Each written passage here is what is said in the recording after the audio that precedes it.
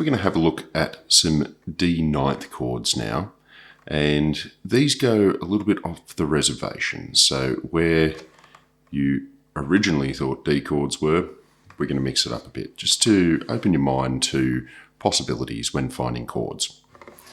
Now, the first one we'll do the D suspended ninth because it's super easy and it's great sounding. So look, we take our D major and take your second finger off. So that's moving that third note back to this second note there. So,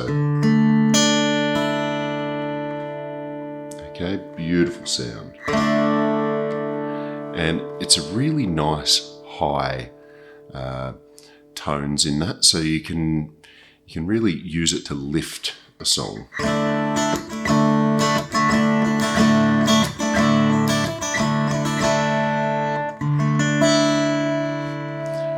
All right, now, nice and easy. What you can actually do with that as well is we can start to get some melodies playing while you're doing rhythm and getting a little bit of a melody line as well.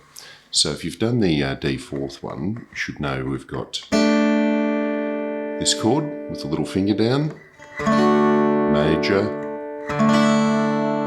ninth.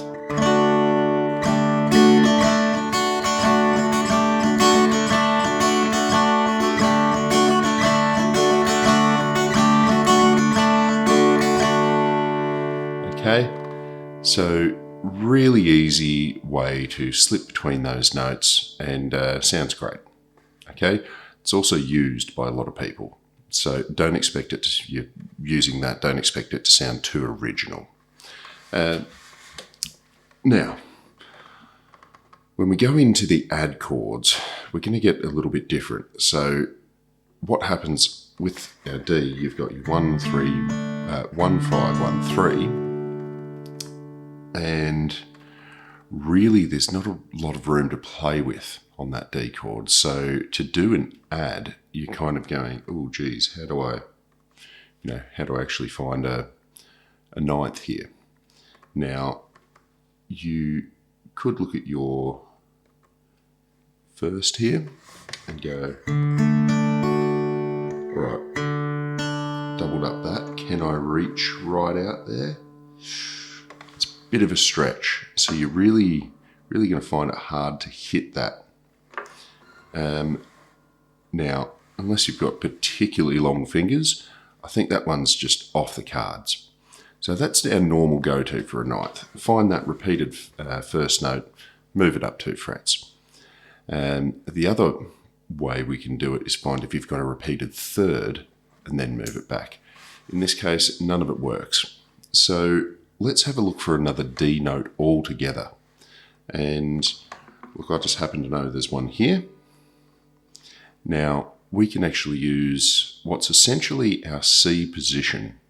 So you're going to use that C-shaped kind of chord, but it's a bit different. So it's not technically just a C position. All right. So that's that nice 1, 3, 5 in a row. So there's our major.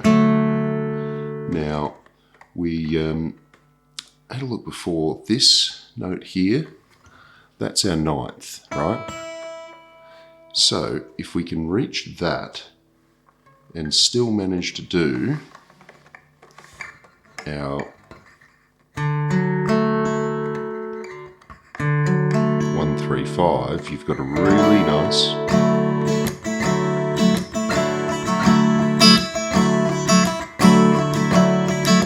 and it doubles up on that ninth, so it's a really good chord. But notice I've tucked my elbow right in to get that fingers around there. It's not what I would call an easy chord, okay? So it's something that, yeah, maybe you'd throw that one on and leave it for maybe an intro or something to build a really rich sound, or if you're recording, just to layer it over. It's not something you're going to move to quickly. Now, when we come to a minor, you think, okay, I'll drop that third back. Oh, that gets really tricky. So now you've sort of pushed it to a point where you're going, oh, I don't actually think I can do this. Possible, like just possible. So if you get your fingers, notice my fingers are right back on the edge of that fret.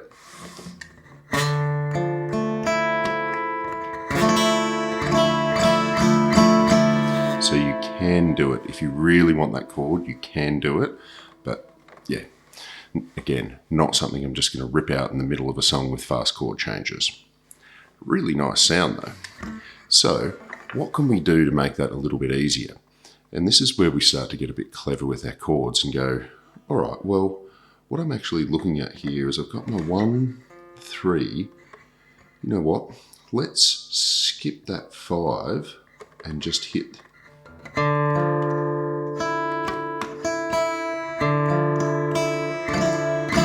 I'm using that first finger just to deaden that note a little bit.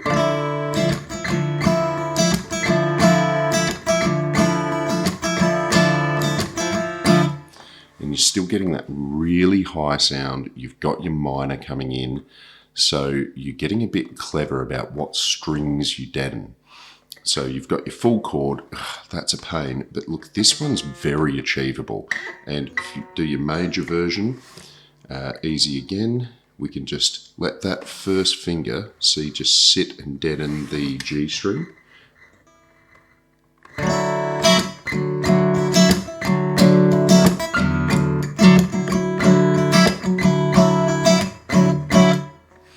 All right, now there we go. You've actually got something there that you can play with. And just as a little touch as well, if you've got a bass player along with you, just keep in mind that because for the D9th, E is actually your 9th note, that open note will be the 9th of a bass guitar, and that's kind of cool to play with. We'll leave it there, and I'll see you next time.